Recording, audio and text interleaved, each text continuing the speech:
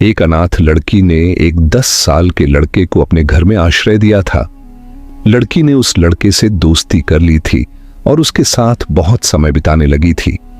लेकिन एक दिन उस लड़के ने कुछ ऐसा किया कि कुछ महीनों बाद लड़की के पेट में एक बच्चा पलने लगा। गांव वाले हंसी उड़ाने लगे और ताने मारने लगे, मगर लड़की के पास उनके सवालों का कोई जवाब नहीं था, क्योंकि उसने कभी किसी पुरुष को छुआ तक नहीं था। तो क्या यह सचमुच उसी लड़के का बच्चा था? जानना चाहते हो तो पूरी कहानी सुनो। यह कहानी चंद्रपुर के एक निर्जन लेकिन रहस्यमयी गांव की है, जहां हर छाया एक रहस्य छिपाए रहती थी। न शहर की चमक दमक थी, न जीवन की भाग दौड़। पहाड़ की गोद में बसा यह गांव हरे भरे प्राकृतिक सन्नाटे में डूबा रहता। गांव के एक कोने में एक कुटिया थी, जहां रुबीना रहती थी, एक सरल, अकेली और शांत लड़की। उसका संसार था उसका अंगूर का बाग, जो उसे अपने माता पिता की मौत के बाद विरासत में मिला था।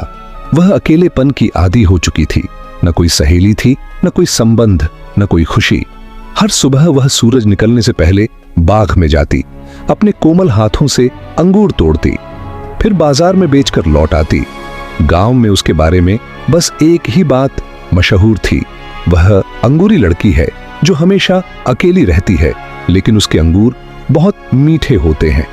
एक दिन जब रुबीना बाग में अंगूर तोड़ रही थी, हल्की धूप डालियों को छूकर जमीन पर गिर रही थी। पक्षी चहचहा रहे थे और रुबीना अपने विचारों में खोई हुई थी। उसके चेहरे पर थकान और नीरवता की छाया थी, जैसे कोई गहरी बात उसके मन में दबी हो। अचानक उसकी नजर एक 10 साल के लड़के पर पड़ी। वह साधारण बच्चों जैसा नहीं था, न शरारती, न शोरगुल करने वाला। चुपचाप बैठा रुबीना को देख रहा था। उसकी आंखों में अजीब सी मासूमियत थी। रुबीना चौंक गई। पहले तो डर गई, फिर पूछा, तुम्हारा नाम क्या है? यहां क्या कर रहे हो? लेकिन लड़के ने कोई जवाब नहीं दिया। रुबीना ने जल्दी से एक सूखी लकड़ी उठा ली और जोर से कहा, चले जाओ, मेरा बाग मत खराब करो। लेकिन लड़का वहीं बैठा रहा। उसकी आंखों में डर नहीं था, बल्कि एक उदासी छिपी थी। रुबीना उसे देखकर थोड़ी नरम हो गई। पास जाते ही उसका साहस कम हो गया। लड़का कोई हलचल नहीं कर रहा था, बस आंखें नीचे कर लीं।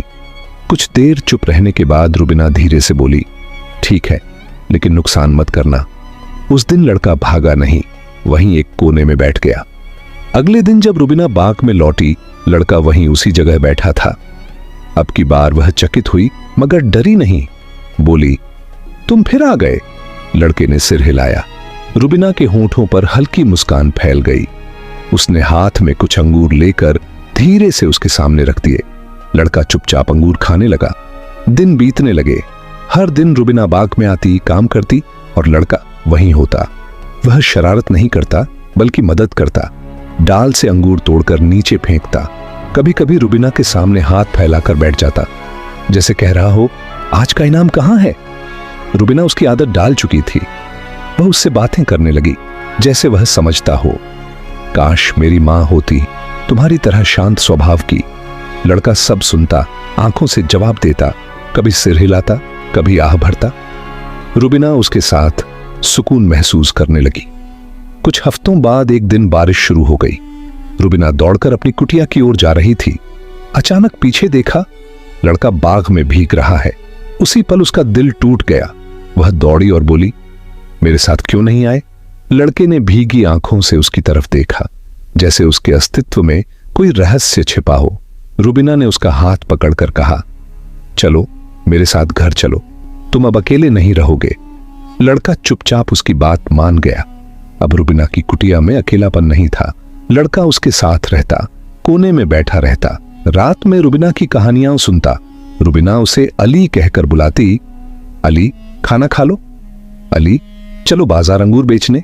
गांव वाले हैरान रहते, कोई हंसता, कोई फुसफुसाता, यह लड़की पागल हो गई है, एक लड़के को घर में ले आई है। लेकिन उनके कहने से रुबीना पर कोई असर नहीं होता। वह अपने ही संसार में खुश थी, जहां अली, बाग और मन की शांति थी। गांव के लड़के लड़कियां फुसफुसाकर कहते थे, रुबीना के घर में कोई 10 साल का लड़का दिखता है, फिर अचानक गायब भी हो जाता है। कुछ लोग कहते, उसका नाम अली है। लेकिन रुबीना इस बारे में कभी कुछ नहीं कहती थी। सच यह था कि अली था, मगर वह इंसान नहीं बल्कि एक जिन्न था। दिन में वह छोटे बच्चे का रूप ले लेता। भोला चेहरा, प्यारी मुस्कान, बड़ी बड़ी आंखें, जैसे कोई अनाथ बच्चा सहारा पा गया हो। रुबीना ने सोचा था इस अनाथ बच्चे को आश्रय देने से शायद उसका अपना अकेलापन कुछ कम होगा। वह अली को अपने बेटे की तरह खिलाती पिलाती, देखभाल करती और सुलाती। लेकिन रात ढलते ही, खासकर आधी रात के बाद, अली का रूप बदल जाता। उसकी आंखें लाल रोशनी में चमक उठती, आवाज बेहद गहरी हो जाती। तब वह 10 साल का मासूम बच्चा नहीं बल्कि खौफनाक जवान जिन्न बन जाता। रुबीना को इसका कोई एहसास नहीं था। हर रात वह गहरी नींद में सो जाती और उसी समय अली अपने असली रूप में आकर उसे छूता, उसे भोंकता। कुछ महीने गुजर गए। एक दिन रुबीना ने महसूस किया कि उसके शरीर में अजीब बदलाव आ रहे हैं। कमजोरी, उल्टियां और मासिक धर्म बंद। गांव की दाई ने आकर देखा और बोली, अरे बेटी, तू तो मां बनने वाली है। रुबीना हैरान रह गई। उसने तो किसी से कोई रिश्ता नहीं बनाया, फिर वह गर्भवती कैसे हो गई? पहले सोचा कोई बीमारी होगी, लेकिन दाई और गांव के लोग पक्के थे ये गर्भधारण ही है। इसके बाद शुरू हुई गांव वालों की तानेबाजी। पति तो 5 साल पहले मर चुका, अब मां बनने जा रही हैं। शर्म हया सब बेच खाई, चुपके से किसके साथ नाता जोड़ लिया। सब उसका मजाक उड़ाते। रुबीना रो पड़ती, मगर किसी से कुछ कह भी नहीं पाती, क्योंकि उसे खुद नहीं पता था कि यह कैसे हुआ। एक रात रुबीना जाग रही थी। अचानक उसने महसूस किया कि कमरे की हवा भारी हो रही है। चांदनी खिड़की से भीतर आ रही थी और अली, जिसे वह अब तक मासूम बच्चा समझती थी, धीरे धीरे अपना असली रूप लेने लगा। उसका शरीर लंबा हो गया, आंखें आग की तरह चमकने लगीं और होंठों पर शैतानी मुस्कान थी। डर से रुबीना चीख उठी, अल्लाह, तू कौन है? अली ने कर्राहट भरी आवाज में कहा, मैं जिन्न अली हूं। तेरी तन्हाई देखकर ही इस घर में आया था। दिन में बच्चे का रूप लेता हूं, रात को असली रूप में लौटता हूं। तू मेरी बीवी है, तेरी कोख में अब मेरा बच्चा पल रहा है। रुबीना का कलेजा सुन्न हो गया। उसे अपने सारे रहस्य का जवाब मिल गया। लेकिन अब वह करे भी तो क्या? उसके पेट में बच्चा दिन ब दिन बड़ा होने लगा। वह छुपाने की कोशिश करती, मगर छुपा ना पाती। गांव भर में उसकी बदनामी फैल गई। कोई उसके घर काम न देता।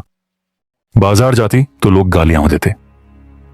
हराम का बच्चा जन्ने वाली, शैतान के साथ नाता जोड़ा है, इसे गांव से निकाल दो। रुबीना रात रात भर रोती रहती, मगर अली उसे रोकता नहीं। उलटे हर रात आकर कहता, तू दुख मत कर, मेरा बच्चा पैदा होते ही सब दुख खत्म हो जाएगा। लेकिन बच्चा पैदा होने का मतलब क्या? लोग क्या जिन्न के बच्चे को स्वीकार करेंगे? आखिरकार वक्त आ गया। आंधी बारिश वाली रात में भयंकर पीड़ा से रुबीना ने बेटे को जन्म दिया। वह बच्चा न पूरी तरह इंसान था, न पूरा जिन्न। उसकी आंखें नीला हरी चमकती थीं और उसकी आवाज गहरी भी अजीब थी। गांव वालों को खबर लगी तो वे दौड़े चले आए। किसी ने बच्चे को देखकर डर के मारे भाग लिया। कोई चिल्लाया, यह शैतान की औलाद है, इसे मार डालो।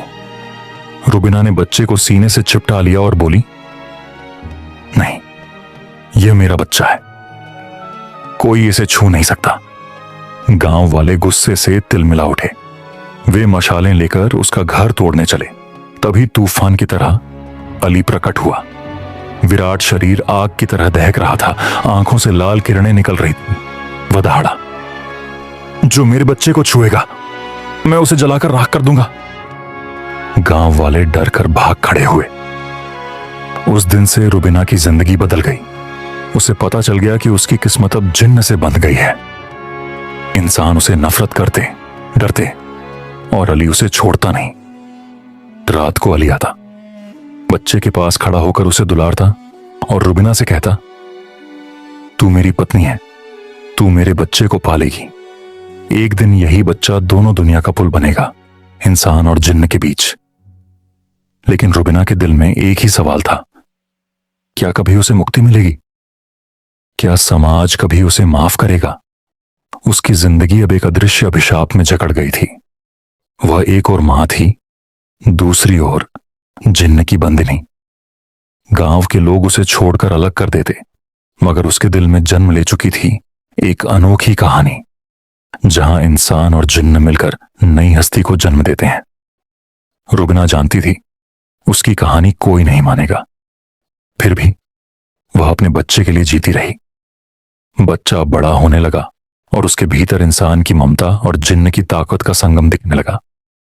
शायद एक दिन वही बच्चा साबित करेगा, प्यार इंसान और जिन्न की सरहद मिटा सकता है। लेकिन तब तक रुबिना गांव के छोर पर बने उस कच्चे घर में रही, समाज की तिरस्कार और जिन्न के अजीब प्यार के बीच फंसी हुई।